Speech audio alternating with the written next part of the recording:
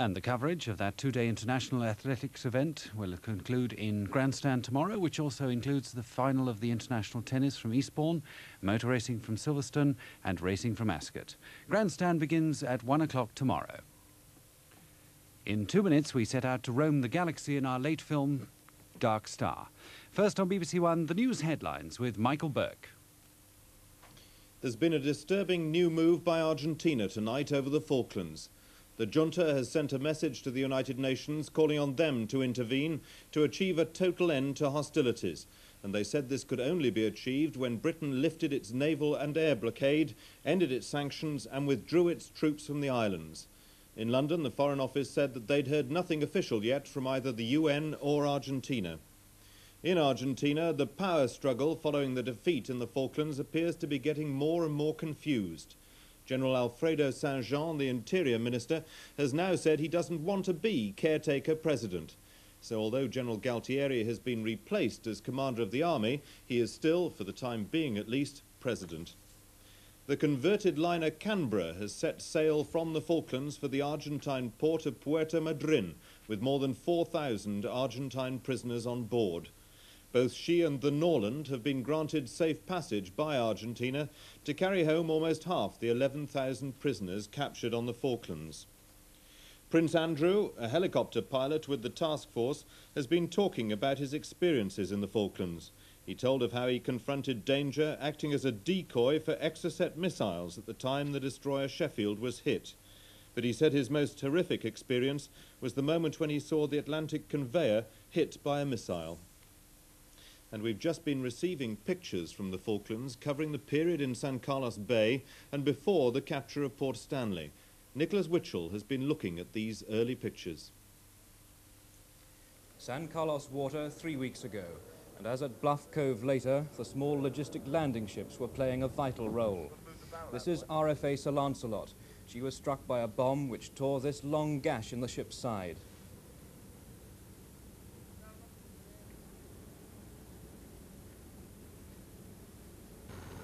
Elsewhere, the only Chinook helicopter to be saved from the Atlantic conveyor.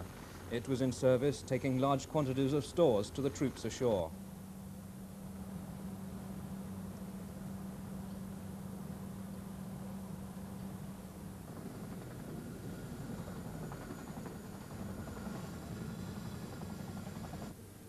Apart from the frigates Ardent and Antelope, which were sunk during the San Carlos landing, the Leander-class frigate HMS Argonaut was seriously damaged. She's shown here on fire as engineers worked to try to remove an unexploded bomb. Men and equipment were ferried from other ships across to HMS Argonaut to assist, and eventually the fire was put out, but HMS Argonaut had to withdraw from service with the task force.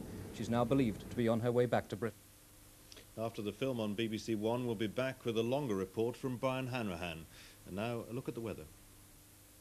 Well, tomorrow, southern England and South Wales will have some showers, but also sunny periods, and many of the showers will die away later. However, a broad band of cloudier weather with outbreaks of rain will still affect many central areas of Britain. Once more, though, much of Scotland will stay dry with some sunshine in the west, but quite dull again in eastern Scotland. Temperatures similar to today's. That's up to 19 degrees centigrade, 66 degrees Fahrenheit. And that's the weather for tomorrow. Programmes for Saturday evening on BBC One. At 6:15, Mike Reed poses some more pop questions in Pop Quiz.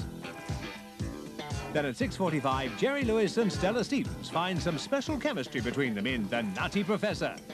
Well, just don't do something and sit there. At 8:30, the Val Doonican Music Show. And my guest will be guitarist John Williams, Shari Lewis with Lamb Chop and singer Randy Edelman. I do hope you join me. After the news and sport, not the 9 o'clock news and not the World Cup.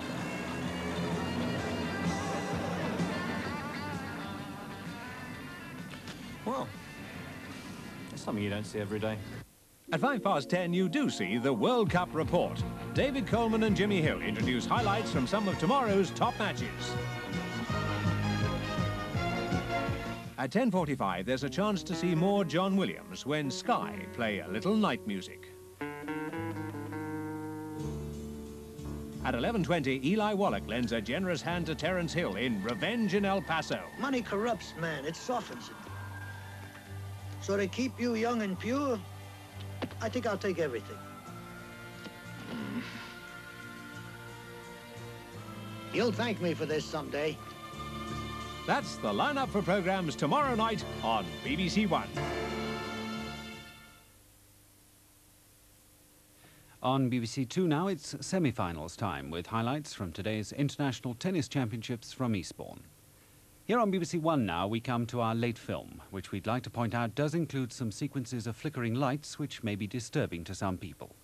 It's a space comedy which takes us through into the small hours of Saturday morning and which poses the question, what do you do when there's an alien in your elevator shaft and a talking bomb vocally intent on self-destruction? Dark Star.